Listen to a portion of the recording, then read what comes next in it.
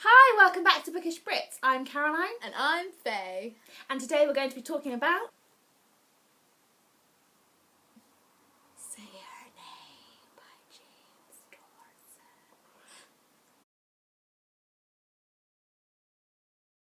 Drip, drip, drip.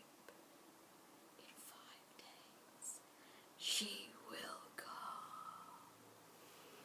Roberta, Bobby Rowe, is not the kind of person who believes in ghosts. A Halloween dare at her ridiculously spooky boarding school is no big deal, especially when her best friend, Naya, and a cute local boy, Kane, agree to join in too. They are ordered to summon the legendary ghost of Bloody Mary. Say her name 5 times in front of a candlelit mirror and she shall appear. But surprise, surprise, nothing happens. Or does it? Next morning, Bobby finds a message on her bathroom mirror. 5 days. But what does it mean? And who left it there? Things get increasingly weird, and more terrifying for Bobby and Naya, until it becomes all too clear that Bloody Mary was indeed called from the afterlife that night, and she is definitely not a friendly ghost. Bobby, Naya and Kane are now in a race against time before their 5 days are up, and Mary comes for them, as she has come for countless others before. I liked it. It wasn't my favourite read, and I have big issues with the ending, but I liked it overall. See, I liked the ending. Yeah, we had a massive discussion at book club, and everyone but me really liked the ending. Oh, alright then. I was like, oh! The only one then. I think, well, maybe there was one other... Oh, not... Julianne didn't either. Hey, Julianne. Hi, Julianne. Okay. But yeah, no, it just irritated me. See, I don't know, I liked it.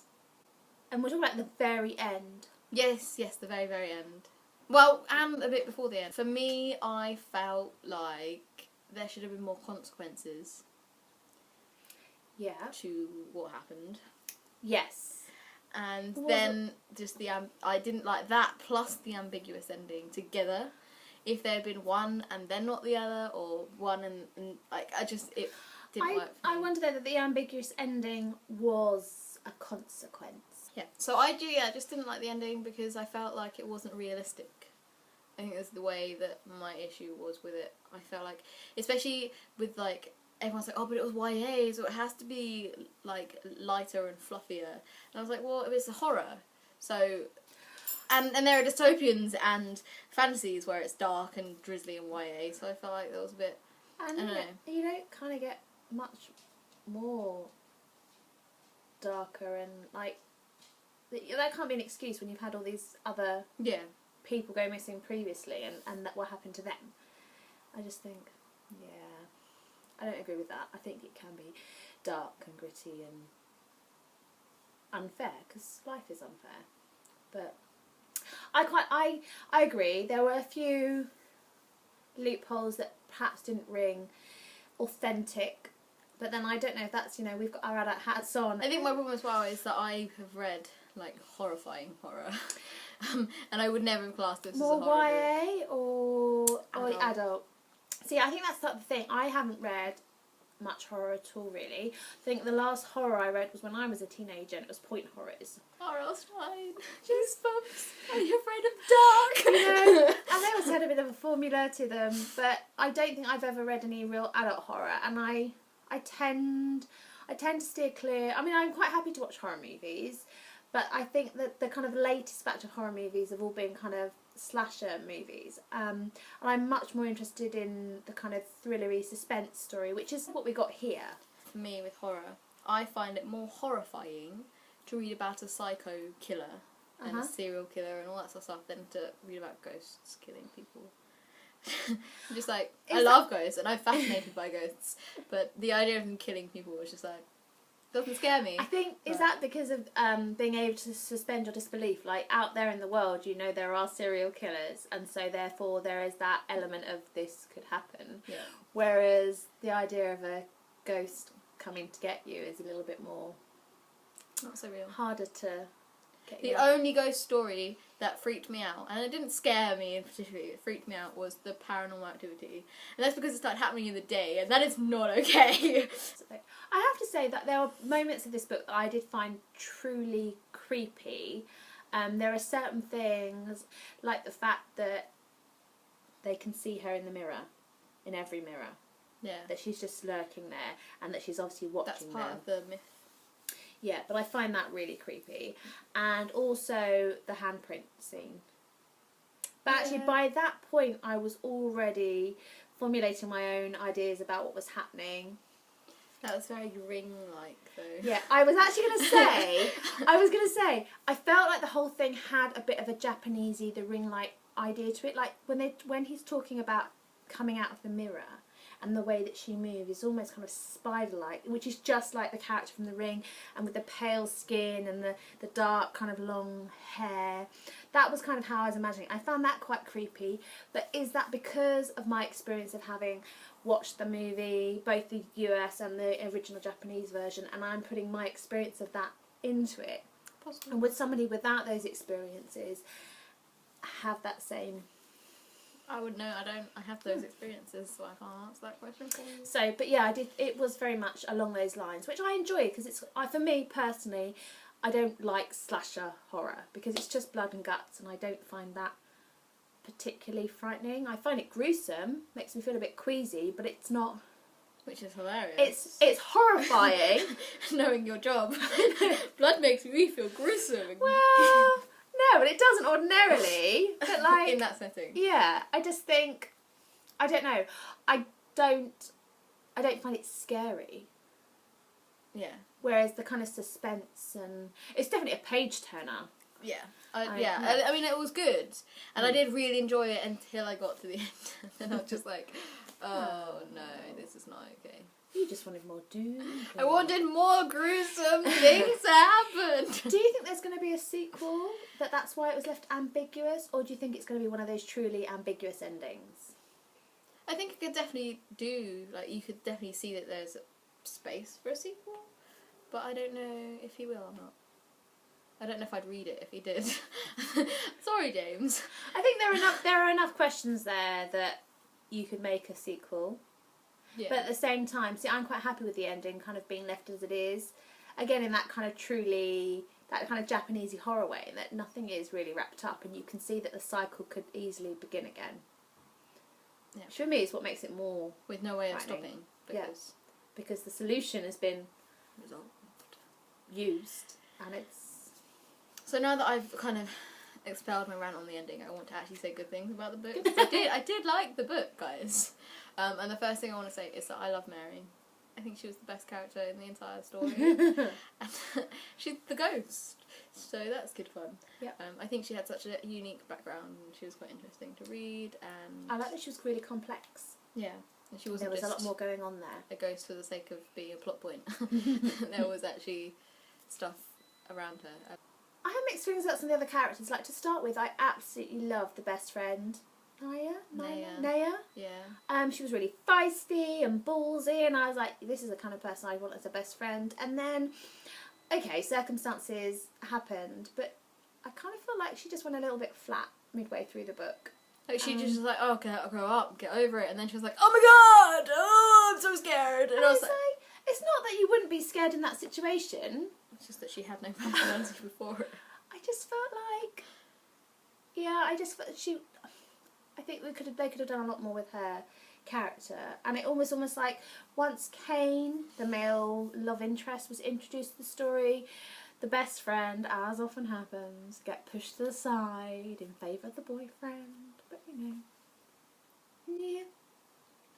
I did like the again kind of ambiguousness of the whole relationship between the two main characters, between Kane and Bobby, and how this idea that are they being influenced by external factors, and is that why they feel the way they do.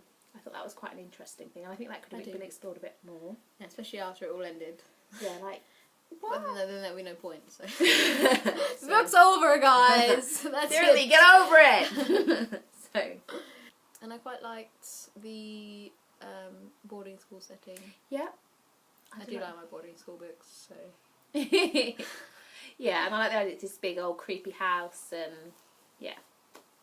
No, it was good. Secret passages and... Although it seemed a bit, like, easy that he was snuck in and snuck back out again without no one noticing. Although they do make a point of that in the book, which I thought was quite funny. That was a little bit of a snort moment for me, in that they talk about, you know, the main character says to another girl that don't worry, it's really safe, there's like good security, there's no way that a random axe murderer could be wandering the halls. And then 2 minutes later, her boy toy turns up, he's just managed to sneak himself in. So I thought that was quite amusing. And the writing style, again, totally James Dawson. So easy to read. Yeah. I read it in a single sitting, which, if any of you have seen my recent videos, you will know that that's amazing. I finished a book. It was good. It was so good. I really enjoyed it. I think, you know, I don't generally read horror, but this, I mean, for me it was very much, like we said, it's kind of a bit of The Ring. It reminded me a lot of the kind of the point horror books that I read as a kid, and that they are horror there, and there's suspense there, and there's a page turner, but it's not overtly freaky scary, and it's not going to give you nightmares.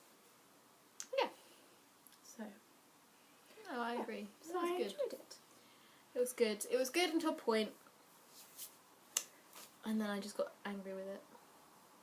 Go figure. I liked it, and I will be reading more James Dawson in the future, and I might even pick up another horror book at some point. Well, you could do both, and you could read Cruel Summer.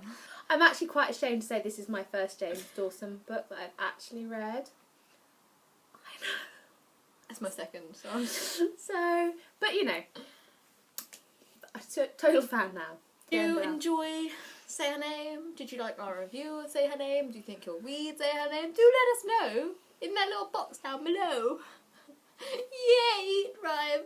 Anyway, moving on.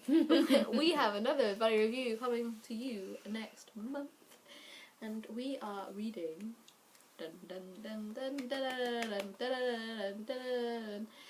Memoirs of the Neurotic Zombie by Jeff Norton. Look at that creepy guy. Creepy guy. It's fantastic. I'm really excited about this one. This is a middle grade. Which is it our first middle grade that we're reviewing together? I think so. Yeah. So our first middle grade book. So yeah, it's a children's story we're looking forward to, because we're awesome. Okay, that's everything from us today. We will see you again in August. Bye guys. Bye.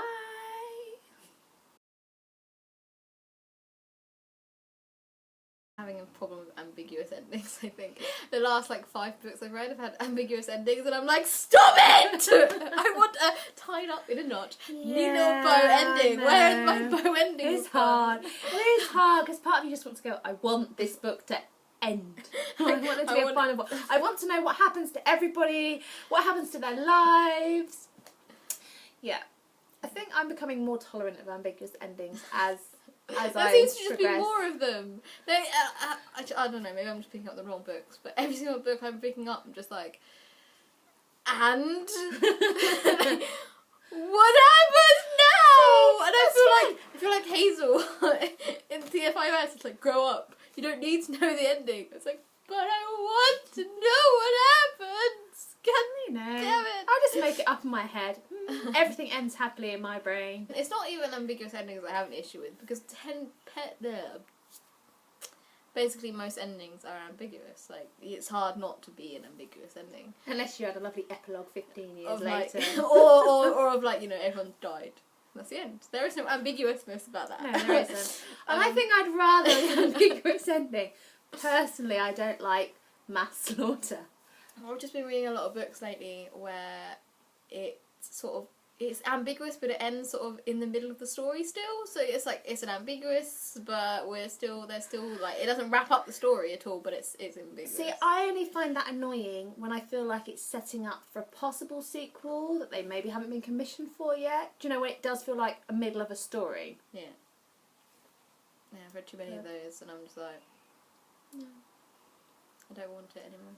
So, yeah, that's not about James Dawson. Just a little random rant for you in this video.